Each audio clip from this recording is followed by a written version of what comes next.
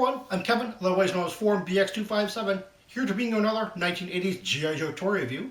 And today I'll be doing the highly requested Cobra Supersonic Fighter Bomber S3P, the 1986 Night Raven, and its Strato-Viper pilot. Now, the Night Raven makes its first appearance in the old Marvel comic run in issue 46, but the jet is under a tarp. It is never fully seen throughout the G.I. Joe title run, and neither is a Strato-Viper in uniform. However, in G.I. Joe Special Missions number 5, the story is dedicated to a Night Raven and its pilot. In the 5-part 1986 season opener, Arise Serpentor Arise, the Night Raven and its pilot makes its first appearance in the very first part.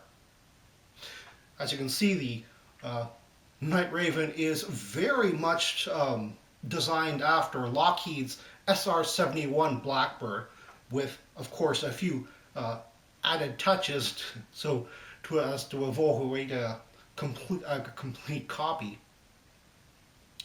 Now, while it does have some parts to make it its very own vehicle, one of the interesting things is that it was not originally called Night Raven in the commercials for the toy, and in the blueprints it actually calls it a Cobra Raven. I believe it was changed to Night Raven in order to avoid being confused with a Kenner mask toy, which was out at the same time. The Night Raven is a whopping 27 inches long and 18 inches wide at the wingspan. This is a big bird which requires a lot of shelf space. For now, I'm just going to remove the Reconnaissance Craft for the rest of this video. Cleverly hidden underneath the Night Raven is the landing gear mechanism. Now, there is a variant out there with a much straighter slot and a lever which is quite a bit more triangular than what I have here. Pulling it back retracts the landing gear into the housing, and pushing it forward pushes it down.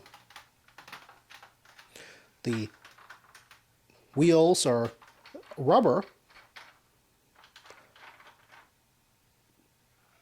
and not only does the landing gear come down, but the rear air brakes also come down as well. Retracting the landing gear up closes the air brakes.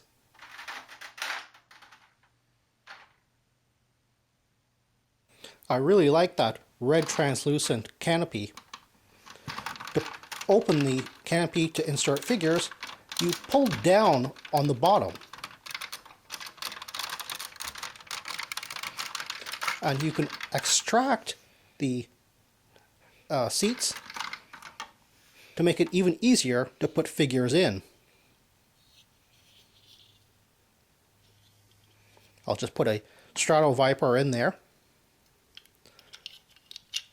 And you have to actually angle it before putting it onto that platform, and then slide the whole thing right up. Taking a little look behind the cockpit and above is the rear-facing cannon and front air brake. Now, the front air brake itself is, well, fairly easy just to pop off, as you can see, and is very often missing on Night Ravens.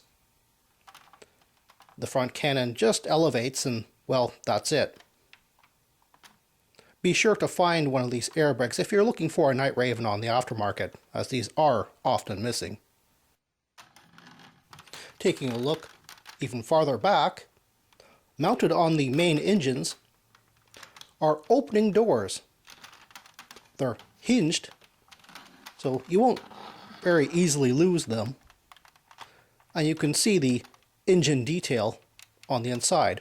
They're openable on both sides, obviously. Underneath that, dead center, is the pull-down bomb bay. It just has two tiny little railings, so you'll have to be careful not to stress those. And it houses only two silver bombs. They're pegged in sort of sideways. And to the very rear of the craft, underneath each of the rear wings, is a missile pod. Each missile pod is, of course, removable, and each houses 2 missiles. They're not pegged in, and you have a total of 4 altogether. The Reconnaissance Craft is a really nice design and follows the same design lineage as the craft that it piggybacks on. The Recon Jet has a hinged canopy. Just take the tail as a knob and open it up. Unfortunately, it is a very flat vehicle, so you kind of have to put the figure in a very strange position like so, and just sort of wedge him in face first. It's a bit awkward.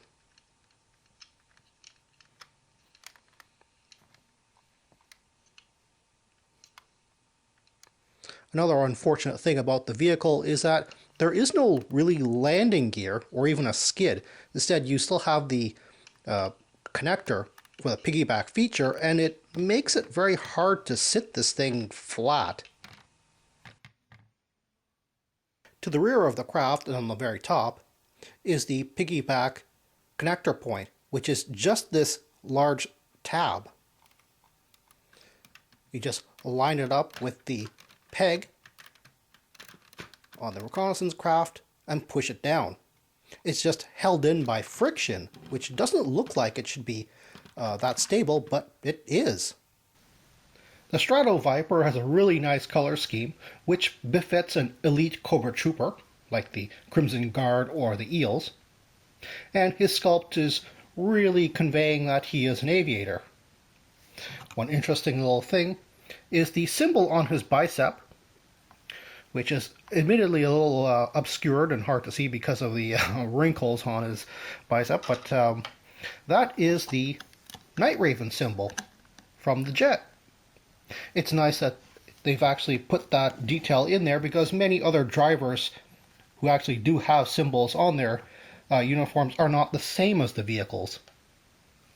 Now, the Night Raven has room for 3 figures, so it's nice that Hasbro released a mail order version of the figure. Now, the figure was available in sets with other figures, and later on, in the early 90s, just by itself. However, these figures were made in China, as opposed to Hong Kong, as the original would state. But there is no real difference in how the figure looks. Paint scheme is fairly the same. The only difference really is the plastic quality. I would say the Chinese version is a little rubbery and can be a little bit subject to the paint wearing off that rubbery quality of plastic. Of course, you'd always want 3 figures to man the dual cockpit and the recon jet of your Night Raven.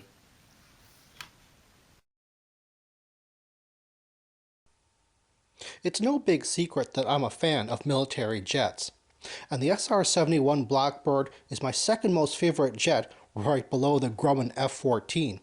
So I might be a little bit biased in trying to point out some of the cons here.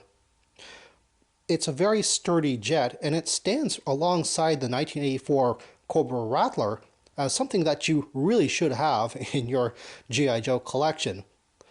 However, if I was going to point something bad out, it's that I really don't like that duck-billed front end. I believe it really should have been a pointier nose cone. As for the Reconnaissance Craft, I did point out that the design lineage is the same as the larger craft that it piggybacks on.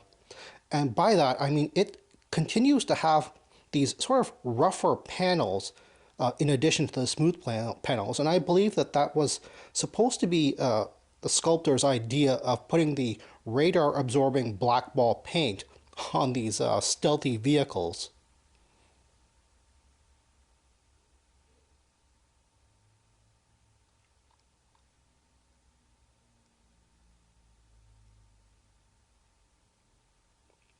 And finally, as for the figure itself, I believe the aviator influence that I mentioned is really due to the upturned collar and that double-breasted front part of his bomber jacket. It really does have kind of a World War I aviator look to it. Well, that's all the time I have right now. Thank you for watching my video, and stay tuned for next week to see another 1980s G.I. Joe toy review. See you then!